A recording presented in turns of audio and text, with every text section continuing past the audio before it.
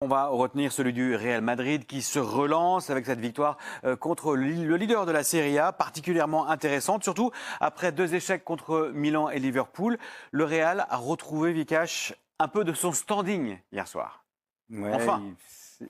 Un peu chanceux aussi sur le but de Vinicius, mais c'est aussi le Real qui provoque ça. Hein. C'est un grand club avec des grands joueurs. Il y avait aussi beaucoup de talent sur le terrain. Bellingham, on l'a retrouvé. La prise de balle, elle est incroyable. Ça va tellement vite. Je veux dire, même quand il va pas bien, il est capable de faire ça. Donc, il a 2 occasions avant aussi. Donc, 2 occasions en 1 contre 1. Non, juste après, il en a une deuxième qui rate. Donc, il est déjà mieux. Et puis, Bellingham sur le deuxième but aussi. Voilà, donc il y a beaucoup de talent. Là, Vinicius, très opportuniste. Un peu chanceux. Ouais, d'accord. Voilà. Puis après, il y a quelques arrêts de l'autre côté aussi. Ok, c'est bien noté. Enfin, voilà tout. Une victoire importante face au leader de la Serie A, on le rappelle. Ce soir, le Real est 20e au classement. Les derniers matchs à venir, ce sont Salzbourg et Brest. Sans faire injure à ces 2 équipes à venir, on peut dire que le Real a de grandes chances d'éviter la catastrophe tout de même. Oui, ils ne sont pas passés loin. Ils avaient la pression sur ce match. Pas forcément sur les prochains, parce qu'ils vont monter en puissance. Les stars sont de nouveau prêtes à briller. Vinicius est de retour, Bellingham remarque. Et Mbappé a l'air d'aller quand même mieux mentalement, déjà dans ses enchaînements. Même s'il s'est blessé. Oui, il s'est blessé, mais c'est pas grave. C'est pas sérieux. Ouais, puis il y a d'autres joueurs du côté du Real Madrid pour battre Salzbourg et faire un résultat contre Brest. Je ne dis pas les battre, parce qu'apparemment, Brest est difficile à battre dans cette compétition. Donc, je ne vais pas trop m'avancer. Non, le Real est revenu à un niveau, à un standing, comme vous l'avez dit. Donc, je ne m'inquiète pas pour eux. En championnat aussi, ils profitent des petites erreurs du FC Barcelone. Donc, le Real sera très présent en 2025. On ne s'inquiète pas pour eux. Comme l'a annoncé Carlo Ancelotti, évidemment. Donc là, c'est un but de Mbappé. Ça, c'est un but de Kylian Mbappé il y a 2 ans. Ouais. Non, mais même là, le coup de rein, la frappe puissante, l'angle. Le contrôle, il fait la diff de. Tout est magnifique. Et dans le contenu, c'était sa meilleure demi-heure avec le Real. Par contre, en revanche, il est dans un cycle où même quand il est bon, derrière, il se pète. Là, il était vraiment bon, quoi. Pour une fois, le contenu était très satisfaisant. C'est dur de se péter après. Tu sais, psychologiquement, ça doit être rude, parce que quand tu dis, en fait, tu dis la pièce, elle retombe jamais du bon côté, quoi. Même dans les face-à-face, il était en difficulté en ce moment, face au gardien. Là, il n'a pas vraiment un bon angle. Quand tu arrives de ce côté-là, du droit, c'est toujours dur. Et là, il a mis. Là, c'est vraiment celui qu'on a connu à son prime. C'est la feinte, la vitesse, la frappe.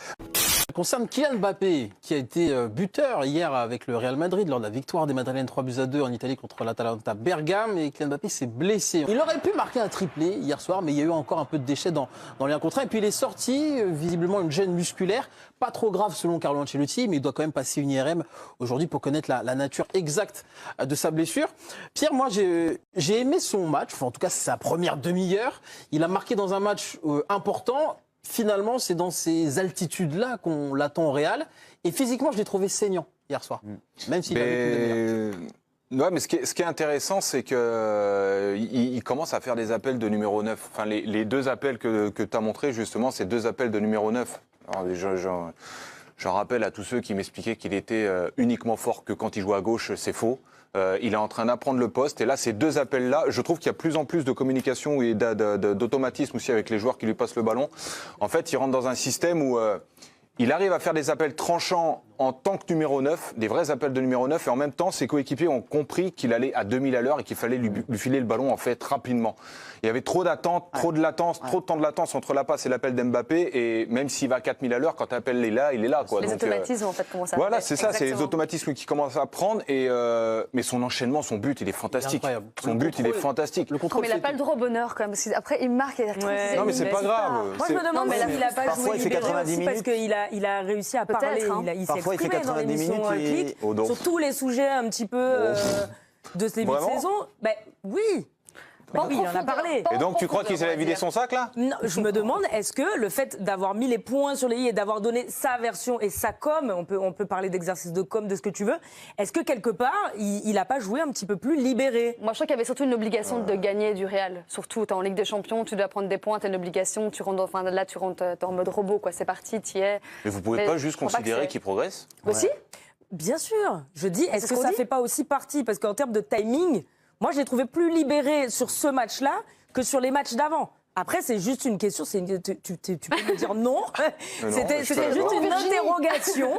Voilà, je m'interrogeais à voix haute. Je m'interroge mal. Moi, ce qui m'inquiète un petit peu quand même pour Kylian Mbappé, je trouve qu'il accumule les pépins physiques. Oui, c'est En rare. septembre, déjà, il avait eu quelques soucis musculaires.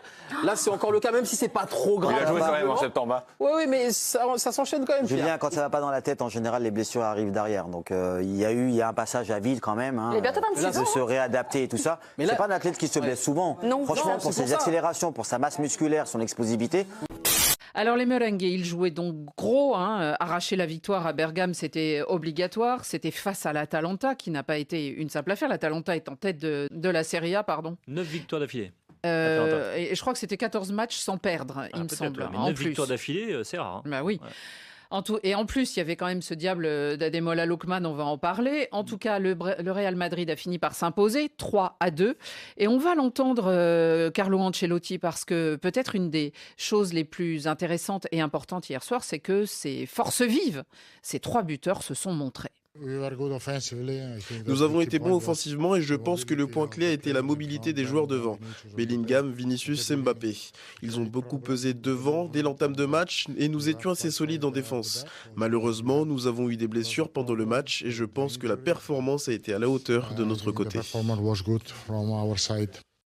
Il a l'air, en tout cas, il fait montre d'être rassuré face aux médias, Carlo Ancelotti, Manu. Mais est-ce que peut-être qu'il y a eu un déclic hier quand on voit donc les 3, c'est évidemment Mbappé, Vinicius et Bellingham qui marquent des beaux buts dans le déroulé du match. On se dit, est-ce que le Real, qui était dans un trou d'air, on parlait de trou d'air tout à l'heure, peut-être revient?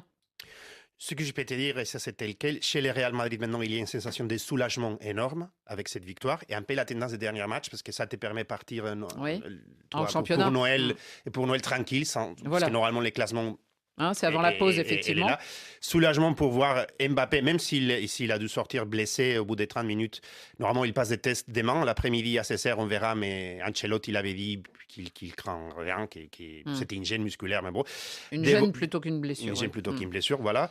Et de voir qu'il a marqué, qu'il a été très pressant, les premières surtout. Je crois que c'était 10 minutes, 3 occasions pour marquer, bien exécuté, même s'il a marqué qu'un seul but, mais quand même, c'est pas mal. Bellingham qui retrouve un peu son meilleur niveau. Et Vinicius, qui même si hier, c'était pas son match parce qu'il avait été blessé, il est capable de marquer. Il est de retour. Donc voilà, il y a des soulagements, un gros soulagement à cause des différentes choses. Les résultats et la façon de jouer de Mbappé, les faits que les grands joueurs de l'équipe sont présents. Après, c'est une équipe quand même avec des faiblesses. La défense, hier, ça aurait pu finir match nul facilement. Mais c'est une équipe qui est... On va dire, retrouve un peu cette équipe compétitive de la dernière saison, mais qu'il est encore loin. Hein. La défense avec Chouameni, c'est pas facile. Ceballos, Brahim, il y a pas mal de blessés. Nabil, c'est ça aussi. Alors, il y a peut-être un progrès devant et tout, mais le Real, malgré tout, est blessé par ses blessés. Il y en a qui manquent à l'appel. C'est un peu le Arsenal d'une autre époque. Là. C'est le FC Infirmerie. Quoi. C'est vrai que c'est incroyable. Et même quand je me suis dit, mais il y a une malédiction, c'est pas possible. Et Mbappé qui fait un bon début de match et qui est pris malheureusement par... Ça s'assoit sur la pelouse pour dire stop. Je me suis dit, je trouve que ça fait beaucoup. Alors, il faudrait voir au niveau du staff médical du Real, de la préparation. Il y a certainement des explications. On peut toujours invoquer le calendrier, mais je vois pas autant... une quinzaine des blessures musculaires depuis le début de la saison. Je vois pas autant de blessures dans d'autres clubs. Si, Manchester City. D'autres gros clubs. l'OGC Nice, oui. À Brest. Non, mais City et le Real, qui sont les 2 derniers vainqueurs de Ligue des Champions, ils sont frappés par les blessures comme jamais. C'est vrai que c'est une hécatombe. Après, ce qui est important hier, c'était quand même un traquenard, parce que le résultat, il est important. L'Atalanta... Mais oui, ils les attendaient. Il faut arriver avec des bouteilles d'oxygène, parce que ça court. Hein. Donc, ils ont fait comme une grosse perf. Enfin, je ne suis pas sûr que d'autres équipes, dans la même situation, dans le même contexte, avec le même nombre de blessés auraient réussi à gagner à Bergame. Bruno, on a l'impression quand même que ce Real Madrid, quand il faut vraiment hausser le niveau, alors par exemple, on les avait vus à Lille être débordés et finalement battus par le LOSC, mais là, ils savaient ce qui les attendait à Bergame et on a la sensation quand même qu'ils ont été vainqueurs, mais en plus à la hauteur quand même du défi. Ouais, moi je pense que les grands clubs, City un peu pareil, ils ont démarré un peu timidement parce qu'il y a 8 matchs, donc on se dit, bon, si on en rate un, on en rate 2, c'est pas grave, on peut se reprendre. Oui, on prend ses repères. Ils se sentent tellement forts qu'ils peuvent tout renverser sur quelques matchs. Mais là, effectivement, on a retrouvé des cadres très influents. Moi, j'ai adoré le début de match d'Mbappé. C'était le vrai Mbappé. Son but, il est fantastique du début à la fin. Le contrôle qu'il fait sur la passe longue de 80 mètres, il est magnifique. L'enchaînement aussi. Bellingham, il est en train de monter en puissance depuis un mois. Il est monstrueux. Il est, je crois, 6 buts sur les 7 derniers matchs. Faut pas qu'il se blesse, lui. Il prend des responsabilités dans le jeu. On a vu comme il s'est touché la jambe à un moment donné. Mais c'est quand même le retour un peu des patrons offensifs. Parce que là, dans ce match-là, on a vu les qualités du Real, on a aussi vu ses défauts. Parce que le match, pour moi, il doit finir à 3-3. L'occasion, la dernière occasion de l'Atalanta, là, à 90e c'est plus dur de la mettre au-dessus que de la mettre dedans. C'est incroyable. Mais si c'est quand c'est Mbappé qui rate, on dit oh, qu'est-ce qu'il est mauvais. Quand ce sont les autres, on dit le Real Madrid a la chance. Non, mais là, il a 2 mètres de la ligne, il arrive à la mettre au-dessus. Moi, je veux bien dire que Retegui est un joueur surcoté. Et qu'il y aurait meilleur que lui pour l'Atalanta. Mais pourtant, il a réussi son intégration. Parce qu'il n'avait pas d'attaquant. Il vient d'Amérique du Sud où on l'a appelé un peu à la rescousse dans l'équipe italienne. Ça montre le niveau des attaquants qu'il y avait l'Italie à l'époque. Bien sûr. Je pense qu'on est loin des grands attaquants italiens comme Toni ou Vieri. Quelques mots. Mais l'Atalanta, quelle équipe l'Atalanta de Lookman, notamment hier. Son but. Déjà, donc c'est lui qui est passeur sur l'occasion manquée de Retegui au bout des arrêts de jeu. Donc, il aurait pu finir avec un but et une passe décisive. Et puis, le but qui marque, il est extraordinaire parce qu'il est en angle fermé. Il se joue de son vis-à-vis. On s'attend à une frappe enroulée côté ouvert. Et il frappe à ras de terre très fort. En fermant le pied et ça trompe Courtois qui est pourtant pas le dernier. Il était un peu. Mais ce but, c'est Mbappé avait réussi à en mettre des comme ça lors de sa meilleure époque, à l'époque 2022. Mais Lookman, là, il a mis encore un but. Il a inventé un but. On a hâte de savoir si lundi prochain, il sera meilleur joueur africain de l'année. On sait qu'il est en concurrence avec Guirassy, le Guinéen, Hakimi, le Marocain. Le gardien de l'Afrique du Sud, Ronwen Williams, c'est l'Ivoirien Simon Adingra. Voilà, donc les votes sont clos, terminés mais depuis hier on soir. saura lundi. Exactement. Voilà. On saura lundi.